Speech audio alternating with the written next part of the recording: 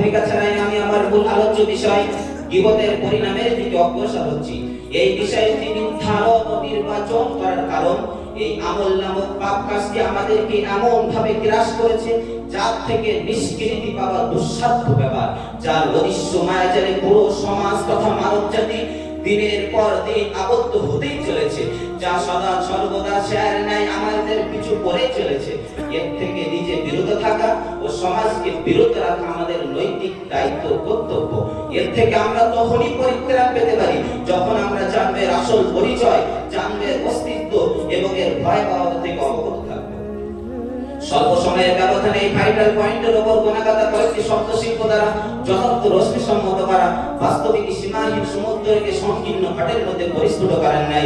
তবু মহান রব্বুল আলামিনের অশেষ মেহেরবানি ও আপনাদের দোয়ায় কিছু বলার প্রেরণা শাস্তি। প্রিয় শ্রোতা মণ্ডলী, সর্বপ্রথম আমরা জানবো গীবত কাকে বলে, গীবতের পরিচয় কি।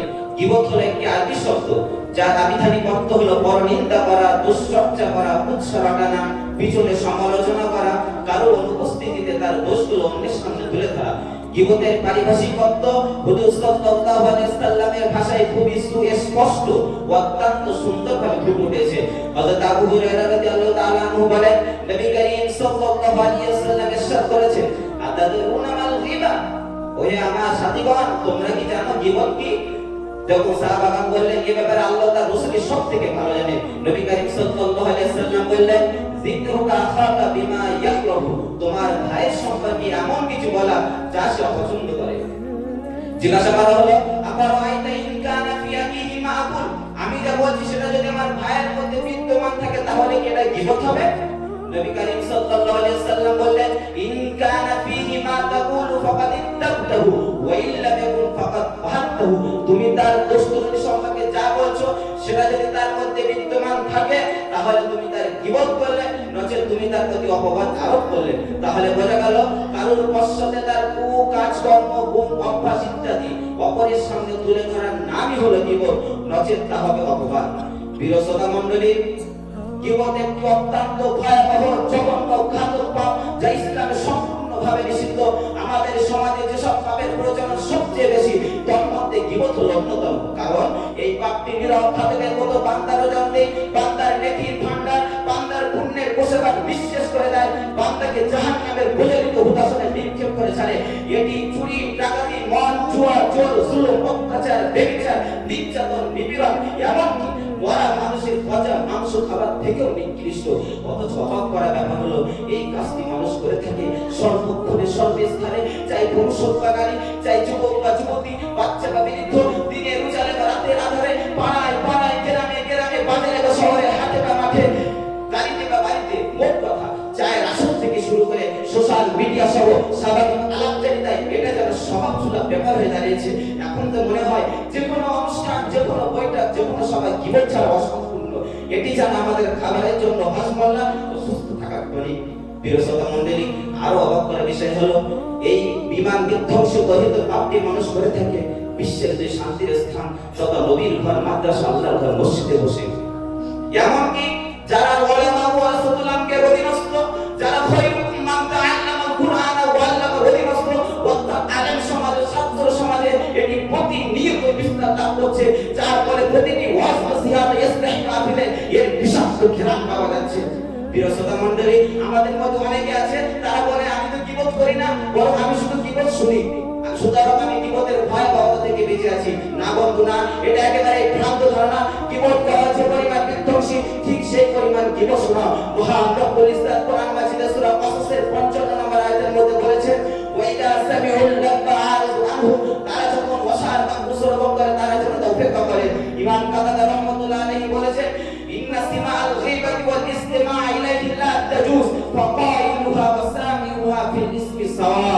গীবত শোনা ও এর দিকে কান পেতে থাকা দুটোই বৈধ না। সুতরাং গীবতকারী ও গীবত শ্রবণকারী দুজনেই সমান ভাবি। কেন করো অপরের দোষারোপ, কেন শোনো বারে বারে? কেন করো অপরের দোষারোপ, কেন শোনো বারে বারে? পারবে কি তুমি জবাব দিতে রোজ হাসরে? প্রিয় ভাতৃবৃন্দু, একটি দেশলাই কাটি যেমন বিশাল অরণ্যকে জ্বালিয়ে ছারখার করে দিতে পারে, ঠিক তেমনি গীবত পূর্ণ রাষ্ট্রকে শক্ত করতে পারে। একটি দুই পোকা যেমন কাঠকে পুড়ে পুড়ে পুড়ে করে খেয়ে ফেলে, ঠিক তেমনি গীবত বান্দা সৎ ধৈর্যকে ধুয়ে ফেলে। খেয়ে ফেলে বান্দার নামাজ রোজা, খেয়ে ফেলে বান্দার হজ যাকাত, খেয়ে ফেলে বান্দার দান ধ্যান সদকা ইত্যাদি। মোট কথা বান্দাকে সৎ কাজের দিক থেকে একেবারে নিঃস্ব করে ছাড়ে। প্রিয় শ্রোতা মণ্ডলী, একবার হযরত আয়েশা রাদিয়াল্লাহু তাআলা আনহা, হযরত সাফিয়া রাদিয়াল্লাহু তাআলা আনহা খরকা কিনতে ব্যাপারটা অর্থাৎ তার বেটে হবার ব্যাপারটা হুজুর সাল্লাল্লাহু আলাইহি ওয়াসাল্লামের সামনে তুলে ধরলে তিনি বলেন, লাকাদ কুলতি কালিমাতান লাউ মুজিজাত বিমাইল বাহরি ফামাজাযাতহু। হে আয়েশা, হে আয়েশা, তুমি এমন কথা বললে তা যদি সমুদ্রের নোনা জলরাশিতে বিস্তৃত করা হয় তাহলে তা তেতো হয়ে যাবে। তাহলে সবাই একটু ভাবুন, একটু আকলে সালিম দ্বারা চিন্তা করুন, সামান্য দ্বিমত করার কারণে যদি বিশাল সমুদ্রের অস্তিত্ব মুহূর্তে মিটতে পারে তাহলে সে আমাদের ইবাদত বন্দেগী কি হাল করে যাচ্ছে। শুধু তাই নয়, মহান রব্বুল ইজ্জত কোরআন মাজিদের মধ্যে দ্বিমত করাকে স্বীয় ভাইয়ের মৃত্যু স্বীয় ভাইয়ের দুষ্ট খাবার সাথে তুলনা দিয়েছে। এমনকি ইমাম নাবাবী রাহমাতুল্লাহ আলাইহি বলেছে, ইন্না আযাবাল কবরি সালাসাতু আসলাসিন সুলুসুন মিনাল কাওলি ওয়া সুলুসুন মিনান নামিমা ওয়া সুলুসুন মিনাল গীবা। কবরের আযাব তিন ভাগে বিভক্ত, এক তৃতীয় অংশ পেশাবের কারণে, এক তৃতীয় অংশ জুগলখুরির কারণে, আর এক তৃতীয় অংশ গীবতের কারণে। ধৈর্যশীল শ্রোতা মণ্ডলী, বক্তৃতা জবনিকা টানার পূর্বে আমি আপনাদের সম্মুখে মেরাজের অজস্র ঘটনা মরির মধ্যে একটি ঘটনা তুলে ধরতে চাই।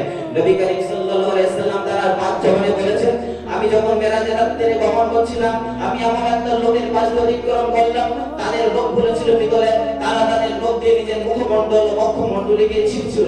আমি জিজ্ঞেস করিলাম, হে ভাই জিবরাইল, এরা কারা, এরা কারা, এরা কেন এমন করছে? জিবরাইল আলাইহিস সালাম বলেন, এই ওই সমস্ত ব্যক্তি যারা দুনিয়ায় মৃত্যুময় বস্তু ভক্ষণ করত ও তাদের আবরু ইজ্জত নষ্ট করত। সুতরাং আমাদের এখন উচিত নিজে গীবত না করা এবং গীবতের মজলিস পরিত্যাগ করা, এবং কাউকে যদি গীবত করতে দেখি তাকে বারণ করা যে গীবত করা বৈধ নয়, এবং আমাদের আল্লাহর কাছে বেশি বেশি করে দোয়া চাওয়া যে আল্লাহ আমাদের গীবত থেকে পরিত্রাণ দিন। ছিঁড়ে ফেলো সবাই মিলে গীবতের মায়াজাল, ছিঁড়ে ফেলো সবাই মিলে গীবতের মায়াজাল, ওয়াদা থাকারিও না অগ্নি করা নরকের খাল, ওয়া মা আলাইনা ইল্লাল বালাগ।